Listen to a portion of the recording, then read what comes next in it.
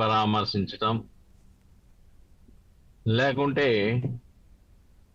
అనుమతులకు అధిగమించి ధిక్కరించి ఊరేగింపులు చేయటం, బల ప్రదర్శనలు చేయటం, తద్వారా కొంతమంది కార్యకర్తలు విచ్చలవిడిగా తాగేసి దాంట్లో కొంతమంది ప్రాణాలు పోవటం, ఇవన్నీ మనం చూస్తూనే ఉన్నాం.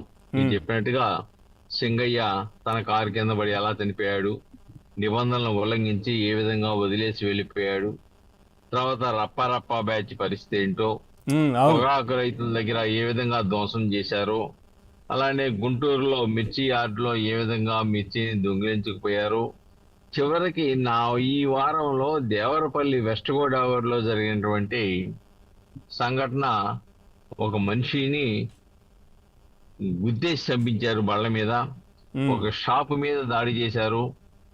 దాన్ని బట్టి స్పష్టంగా మనకు అర్థమవుతుంది. దాంట్లో ఏం చేశారు, వీళ్ళు స్లిప్పులు ఇచ్చారు. మద్యం షాపుల్లోకి వెళ్ళి స్లిప్ చూపిస్తే వాడు సీసా ఇస్తాడు. అదే కదా. అలానే పెట్రోల్ బంకుల దగ్గరికి వెళ్ళి స్లిప్ ఇస్తే దాంట్లో పెట్రోల్ గుయి గుయి అని చెప్పేసి సైలెన్సర్లు తీసేసి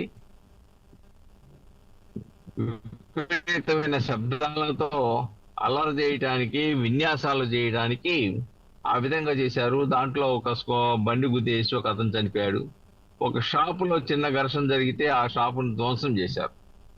తర్వాత సార్ మధ్యలో వస్తున్నాను, మనం గతంలో కూడా చూసాం రాజశేఖర్ రెడ్డి గారి మరణానంతరం అదంతా రిలయన్స్ వాళ్ళపైన నెపం, అంటే వాళ్ళ హస్తం ఉంది, అది ఉంది, ఇది ఉంది అని చెప్పేసి ఈయన మాట్లాడడం, దానికి ఒక పెద్ద హడావిడికి పిలుపునివ్వడం. ఈ నేపథ్యంలో చాలామంది యువత ఆ రిలయన్స్ స్టోర్స్ కావచ్చు, లేదంటే వాటిని కొన్నిటిని తగలబెట్టడం, కొట్టేయడం, ఇట్లాంటివన్నీ చేశారు. వాళ్ళు ఇప్పటికీ కేసులు ఎదుర్కొంటున్నారు. జగన్మోహన్ రెడ్డి గారు మాత్రం ముఖ్యమంత్రి అయిపోయి తర్వాత ఇప్పుడు ఇట్లా ఉన్నారు ఆయన ఇప్పటికీ.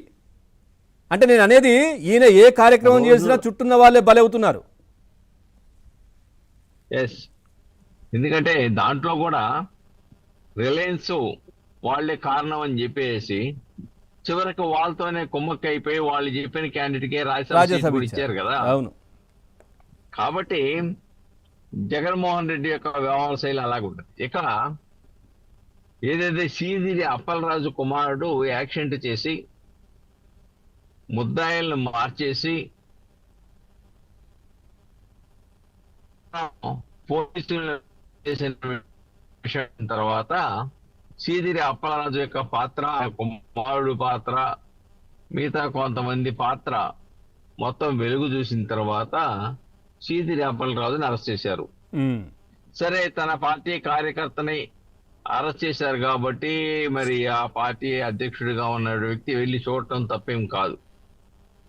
కానీ ఓదార్చడానికి వేలాది మందిని సమీకరించి మద్యం పోయించి పలావు పొట్లాలిచ్చి ఎందుకు తీసుకురావాలి? వాళ్ళు ఆ మద్యం మత్తులో విధి నిర్వహణలో ఉన్నటువంటి ఎస్ఐని ఏ విధంగా అటకాయించి భయానక వాతావరణాన్ని సృష్టించి చుట్టూ ఎలా గుమ్మిగూడారో, ఆమె చేతులతో ఏ విధంగా మొహాన్ని కాపాడుకుందో చూసాం కదా. అవును.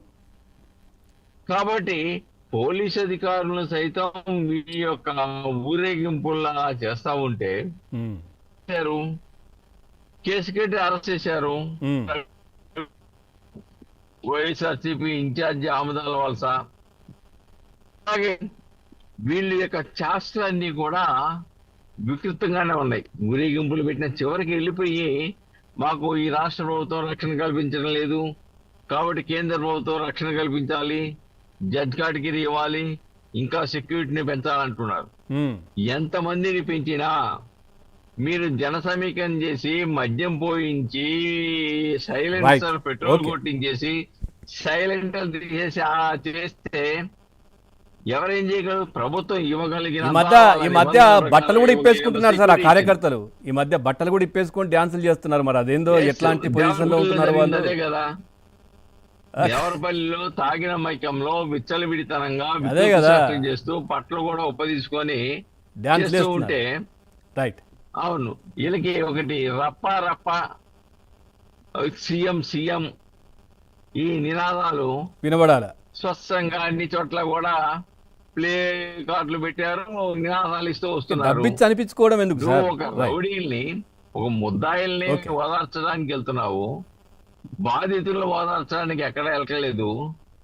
జైల్లో ఓదార్పు, చక్కగా ఇంటి బయట దగ్గరికి ముద్దాయిలు వెళ్ళినామా, ఓదార్పు. వాళ్ళతో మాట్లాడినామా, వచ్చేసినామా అన్నట్టు ఉండాలి కదా సార్?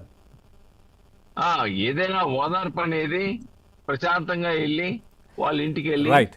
తిరిగేమో. మరి నువ్వేమో 4 గంటల వరకు నీకు సమయం ఇస్తే 5 గంటలు దాటిపోయిన తర్వాత వెళ్ళేసి మళ్ళా ప్రభుత్వం మాకు అనుమతి ఇవ్వకుండా జైల్లో చేసిందని చెప్పేసి తిరిగి మళ్ళా నిందలేయటం. అంటే ఇదంతా కూడా ఒక అశాంతిని సృష్టించడానికి ఒక ఎత్తుగడగా వేశారనే Right, విషయాన్ని sir. ఇక్కడ Okay. మనం గమనించాలి. సార్ ఆ ఎత్తుగడ ప్రజలు గమనిస్తూనే ఉన్నారు. రైట్. వంశీ గారు నమస్కారం. గుడ్ ఆఫ్టర్నూన్ పవన్ గారు. రైట్. వంశీ గారు ఏంటి ఇప్పుడు ఈ ఫోన్లు